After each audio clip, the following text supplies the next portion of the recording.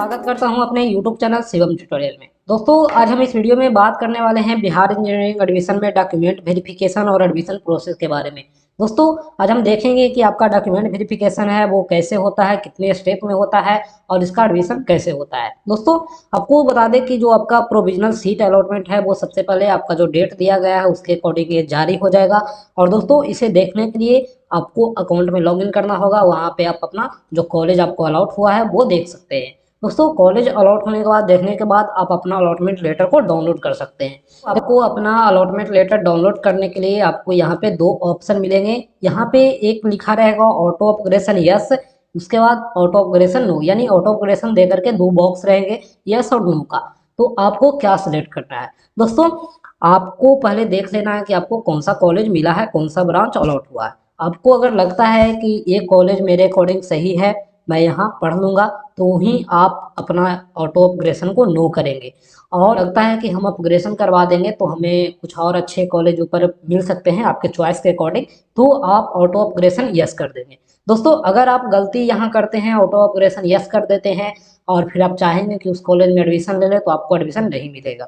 तो यहाँ पे आपको ध्यान देना है दोस्तों। ये मैं अभी इसलिए बता रहा हूँ क्योंकि जब आपका अलॉटमेंट लेटर जारी होगा वहाँ लोग हड़बड़ी में बहुत ज़्यादा गलती करते हैं, तो इस बात को आपको ध्यान रखना होगा अभी से दोस्तों। उसके बाद में जब आपका अलॉटमेंट लेटर डाउनलोड हो जाए तो आपको फिजिकल रिपोर्ट करना होगा रिपोर्टिंग सेंटर पे।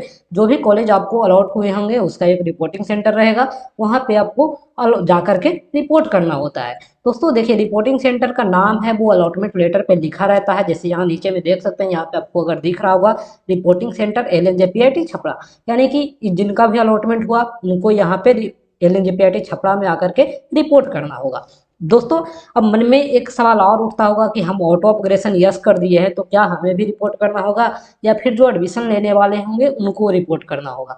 तो आपको बता दें कि रिपोर्ट दोनों लोग को करना होगा, जो अपग्रेडेशन दिए हैं या फिर जो एडमिशन लेने वाले हैं, दोनों लोग को जाकर के वहाँ डॉक्यूमेंट वेरिफिकेशन फर्स्ट राउंड में करवाना होगा। सिंपल से समझिए कि अगर आपको फर्स्ट राउंड में कोई कॉलेज मिलता है तो आपको फिजिकली रिपोर्ट करना होगा रिपोर्टिंग सेंटर पे। अगर आप नहीं जाते हैं तो आपका जो काउंसलिंग है यहीं पे रद्द कर दिया जाएगा, आपको आगे की प्रोसेस से बाहर कर दिया जाएगा। इस बात को आप अच्छे से ध्यान में रखेंगे दोस्तों। भले ही कोई आपको उल्टा पुल्टा कुछ बताया हो, लेकिन आप इस बात को हमेशा ध्यान रखेंगे और अगर आप फॉलो नहीं करते हैं तो ये आपकी जिम्मेदारी है, मैं कुछ नहीं कर सकता। तो अब हम समझते हैं डॉक्यूमेंट वेरिफिकेशन प्रोसेस के बारे में। दोस्तों डॉक्यूमेंट वेरिफिकेशन प्रोसेस में आपको सबसे पहले रिपोर्टिंग सेंटर पे जाना होगा।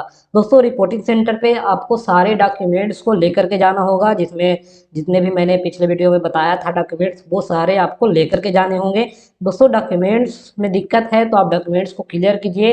अगर डॉक्यूमेंट नहीं रहेगा तो फिर आपका एडमिशन में दिक्कत होगा, तो आप डॉक्यूमेंट को क्लियर कीजिए। दोस्तों आपके पास फाइल दो होने चाहिए, जिसमें एक ओरिजिनल डॉक्यूमेंट्स और एक फोटोकॉपी, दोनों सेपरेट ढंग से आपका अरेंज करके ले जाओगे तो आपका काम जल्दी होगा दोस्तों। क्योंकि वहाँ मतलब ऐसा नहीं है कि आपको लग रहा है डॉक्यूमेंट वेरिफिकेशन जाएंगे और तुरंत से मेरा हो जाएगा और मेरा सबसे पहले काम हो जाएगा, ऐसा होता नहीं है। बहुत ज़्यादा भीड़ होती है, तो आपको मतलब आप जितने अच्छे से तैयार होकर के जाओगे आपको सुविधा होगी और आपका समय कम लगेगा।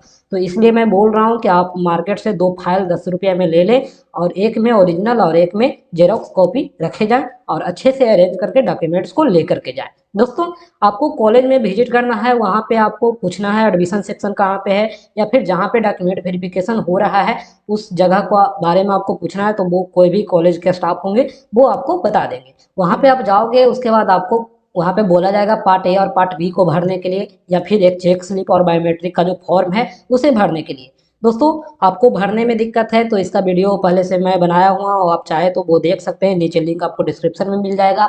आप चाहे तो इसे घर से भी भर के ले जा सकते हैं, क्योंकि कोई ज़रूरी नहीं है कि वहाँ भी भरा जाए, आप घर से भी भर के जाएंगे तो आपका सुविधा ही होगा दोस्तों। उसके बाद में आप जैसे ही ये सब भर करके जमा करोगे तो आपको नोडल ऑफिसर जो वहाँ पे होंगे वो आपको बायोमेट्रिक चेकअप के लिए भेजा जाएगा। दोस्तों आपको बायोमेट्रिक चेकअप के लिए भेज देंगे और वो वहाँ पे आधार नंबर से आपका बायोमेट्रिक मैच होगा। अगर आपका सब सही है तो आप बिल्कुल परेशान नहीं होना है, वो आपको मतलब एक सिंपल प्रोसेस है वो आपको करके दे देंगे दोस्तों। उसके बाद में आपको बायोमेट्रिक के बाद आपका डॉक्यूमेंट वेरिफिकेशन का प्रोसेस है वो किया जाएगा। दोस्तों डॉक्यूमेंट वेरिफिकेशन प्रोसेस में वो आपका सर्टिफिकेट का डिटेल्स है वो आपके डाटा के अकॉर्डिंग मिलाएंगे। आपने जो इन्फॉर्मेशन है वो काउंसलिंग के टाइम प्रोवाइड करवाया है उससे सारा मैच किया जाएगा। हो सकता है तो आपसे आपका बेसिक इन्फॉर्मेशन भी पूछा जाए, जैसे जैसे नाम वगैरह है वो सब आपसे पूछा भी जा सकता है, जैसे आपका फोटो वगैरह है वो मैच किया जा सकता है। इन सबसे ज़्यादा परेशान नहीं होना है, बस ऐसे ही फॉर्मेलिटी है कि आप सही स्टूडेंट हो या नहीं हो, वो बस चेक करने के लिए होता है।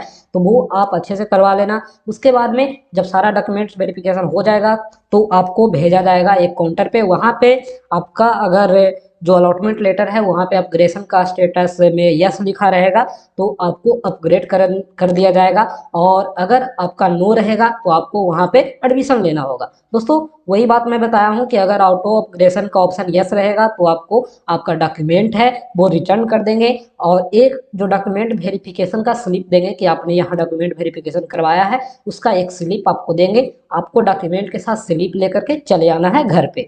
और अगर आप ऑटो अपग्रेडेशन नो सिलेक्ट किए होंगे तो आपका अलॉटमेंट लेटर पे नो लिखा रहेगा। इसका मतलब है कि वो आपका डॉक्यूमेंट को कलेक्ट कर लेंगे और आपका एडमिशन का जो प्रोसेस है वो कंप्लीट करेंगे। दोस्तों बहुत सारे सेंटर पे होगा कि आपको डॉक्यूमेंट एडमिशन लेने के बाद रिटर्न कर देंगे, तो वो आप ले लेना। जब रिटर्न करेंगे तो बहुत सारे कॉलेज में जमा हो जाता है।